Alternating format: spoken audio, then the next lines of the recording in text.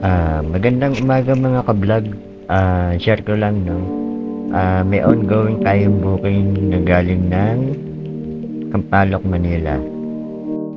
Nakakatuwa lang 'no, kasi agad niyang sinabi sa'kin na, "Sir, okey lang kahit sabayan mo yung booking ko."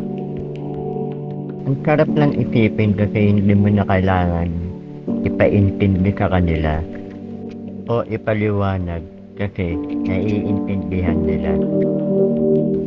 At i-share ko na rin ka hindi pa nakakaalam na ang platform ni Lalamove ay allowed kaming mag-accept ng hanggang 2 booking.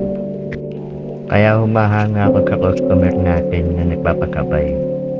At ayun nga, nakakuha agad tayo ng kakabay na papunta rin ng Imus, Cavite.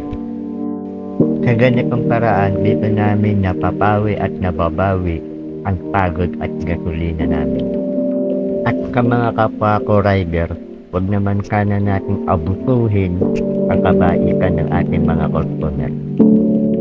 Kapag binigyan tayo ng pabor, suklian natin ang pabor. Wag natin samantalahin. Bigayan lang, ika nga.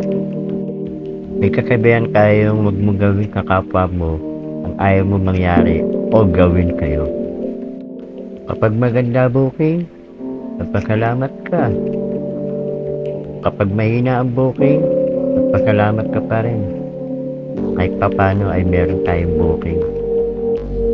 Lahat ng nangyayari sa atin may dahilan kung bakit. Again, salamat sa mga customer natin na nakakaintindi. At ikanagon si Kuya JR. Shout out si Kuya JR ng Imus, Cavite.